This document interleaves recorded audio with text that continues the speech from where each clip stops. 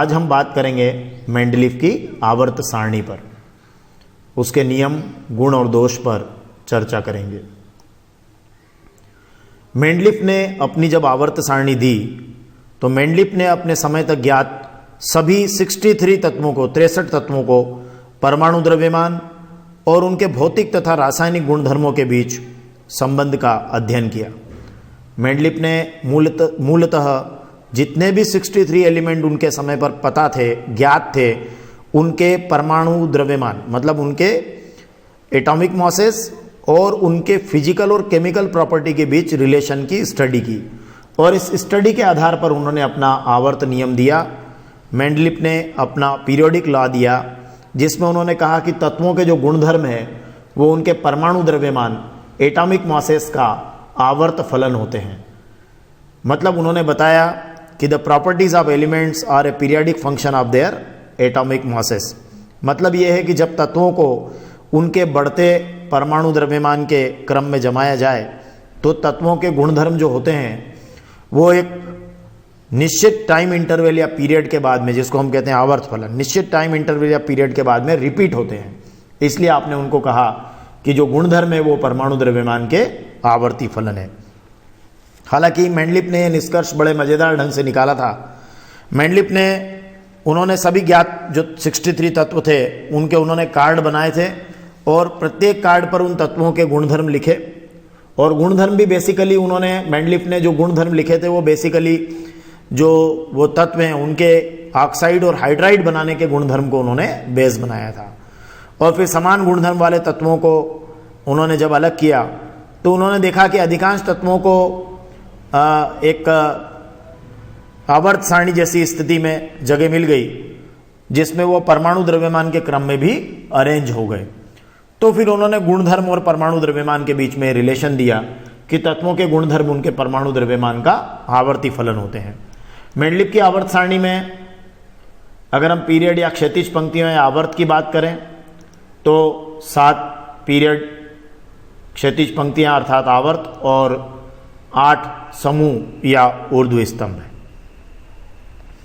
अब मेंडलीफ की जो उपलब्धियां रही, उनकी आवर्त सारणी की जो उपलब्धियां रही, आप पुस्तक से उस आवर्त सारणी का जरूर अध्ययन कीजिएगा। उनकी क्या उपलब्धियां रही कि मेंडलीफ ने कुछ ऐसे तत्वों को भी पता लगाने में वो सफल हो गए जो उस समय तक खोजे नहीं जा सके थे। मतलब उन्होंने क्या किया कि परमाणु द्रव्यमान के क्रम में जब तत्वों के गुणधर्म को उन्होंने जमाया तो कुछ जगह उन्होंने बीच में खाली छोड़ दी थी अपनी आवर्त सारणी में और उन खाली जगहों पर उन्होंने जब बाद में कुछ तत्वों की खोज हुई जैसे स्कैंडियम, गैलियम, जर्मेनियम, इनकी जब खोज हुई तो वो उन खाली जगहों पर आसानी से उन रिक्त स्थानों पर वो तत्व रखे जा सके। तो उन्होंने क्या किया था कि वो जो खाली जगह छोड़ी थी वो एका बोरान के नाम से छोड़ी थी, जो बाद में उसकी जगह स्कैंडियम को रख दिया गया। एका एल्यूमिनियम के नाम से जो जगह छोड़ी थी उसकी जगह गैलियम और एका सिलिकॉन की जगह जर्मेनियम को रखा गया। और ये जो एका बोरान, एका एल्यूमिनियम, एका सिलिकॉन जो थे वो उनके प्रेडिक्टेड नाम थे और बाद में एक्चुअल नाम जो हुए वो स्कैंडियम, गैलियम और जर्मेनियम थे और वो उसी स्थान पर रखने में बाद में सफलता प्राप्त हुई। तो ये मेंडलीफ की एक बड़ी उपलब्धि रही कि जिन तत्वों की खोज बाद में हुई उन्हें भी आवर्त सारणी में सही जगह प्राप्त हुई। और साथ ही जैसे इन्हीं तत्वों की बात करें हम, स्कैंडियम, गैलियम और जर्मेनियम, तो इन तत्वों के जो जिनकी खोज भी बाद में हुई उनके गुणधर्मों के बारे में भी उन्होंने सटीक भविष्यवाणियां की थी क्योंकि वो आवर्त सारणी में उन्होंने उनको परमाणु द्रव्यमान में उन स्थानों पर रख दिया था। तो उनके जो गुणधर्म है उसके बारे में जो भविष्यवाणियां थी वो बहुत सटीक साबित हुई। साथ ही उत्कृष्ट गैसों का जब पता चला, हीलियम, नियान, आर्गन वगैरह, तब भी वो मेंडलीफ की आवर्त सारणी में बिना कुछ डिस्टर्ब किए व्यवस्थित हो गए थे। तो इस तरह से वो उनकी ये बड़ी उपलब्धियां रही।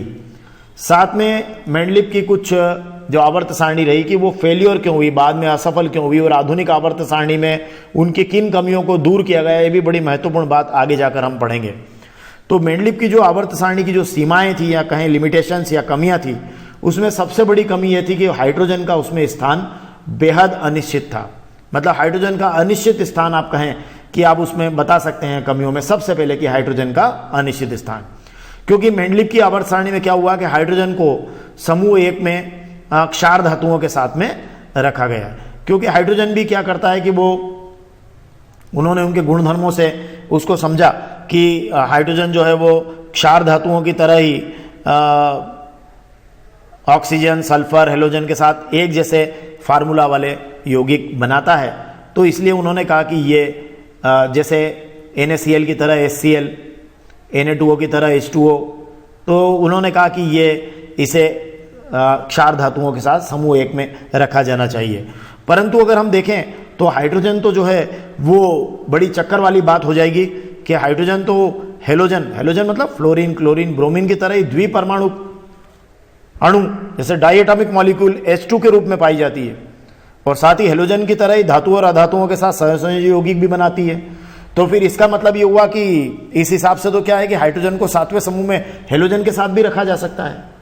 तो इस तरह से ये हाइड्रोजन का जो मेंडलीव अपनी आवर्त सारणी में हाइड्रोजन को निश्चित स्थान देने में क्या रहे, असफल रहे, और यही कारण है कि हाइड्रोजन को एक आवारा तत्व का दंश भी झेलना पड़ा। साथ ही मेंडलीव अपनी आवर्त सारणी में समस्थानिकों को भी स्थान नहीं दे पाए। समस्थानिक हम जानते हैं आइसोटोप्स क्या होते हैं। किसी भी तत्व के जो समस्थानिक होते हैं वो ऐसे तत्वों के समस्थानिक हम उनको कहते हैं कि जिनके रासायनिक गुणधर्म समान होते हैं किंतु उनके परमाणु द्रव्यमान अलग अलग होते हैं। तो अब आप खास बात देखिए कि परमाणु द्रव्यमान और तत्वों के गुणधर्म में पीरियोडिक फंक्शन है, मतलब आवर्त फलन है। तो यहां फिर समस्थानिकों के मामले में तो ये गड़बड़ हो जाएगा, क्योंकि समस्थानिक के बारे में हम क्या कह रहे हैं कि रासायनिक गुणधर्म समान होते हैं और परमाणु द्रव्यमान भिन्न भिन्न होते हैं। तो जब परमाणु द्रव्यमान भिन्न भिन्न है तो समस्थानिक अलग अलग जगह होना चाहिए। अब रासायनिक गुणधर्मों में फिर दिक्कत होगी। तो इस तरह से समस्थानिकों को वो स्थान नहीं दे पाए और बाद में उसको सही तरीके से समस्थानिकों के स्थान की बाद में सही तरीके से इस मेंडलीव के आवर्त नियम में व्याख्या नहीं हो पाई कि समस्थानिकों का क्या होगा। और इसके साथ ही उन्होंने क्या किया, अपनी आवर्त सारणी में कुछ जो उच्च परमाणु द्रव्यमान वाले जो तत्व थे उनको उन तत्वों के पहले स्थान दे दिया जिनका परमाणु द्रव्यमान कम था। जैसे कोबाल्ट का जो परमाणु द्रव्यमान है 58.93 को निकिल 58.71 के पहले रखना इस नियम के अनुरूप तो नहीं था, क्योंकि वो तो कह रहे हैं कि तत्वों के गुणधर्म परमाणु द्रव्यमान का आवर्ती फलन है और परमाणु द्रव्यमान के बढ़ते क्रम में उन्होंने तत्वों को रखा था। तो फिर कोबाल्ट को निकिल के पहले उन्होंने कैसे रख दिया? हालांकि आप यहाँ आधुनिक आवर्त सारणी में हम ऐसा करते हैं क्योंकि कोबाल्ट का परमाणु क्रमांक 27 और निकिल का 28 है, लेकिन जब नियम की बात हो रही है तो मेंडलीव ने अपने नियम में तो परमाणु द्रव्यमान का बढ़ता क्रम लिया था, तो फिर उस दृष्टि से तो ये नियम के अनुरूप नहीं था। और साथ ही जो परमाणु द्रव्यमान बढ़ रहे थे वो भी अनियमित रूप से बढ़ने के कारण ये अनुमान लगाना तो कठिन हो गया था कि दो तत्वों के बीच में कितने तत्व हो सकते हैं, और खासकर भारी तत्वों के बीच में जो हेवी एलिमेंट्स थे उनके बीच में कितने तत्व हो सकते हैं, ये बताने में भी ये आवर्त सारणी असफल सिद्ध हुई है। बाद में जो मेंडलीव की आवर्त सारणी की जो कमियां थी उनको आधुनिक आवर्त नियम ने, आवर्त सारणी ने सही किया, तो वह हम अगले उसमें वीडियो में देखेंगे। धन्यवाद।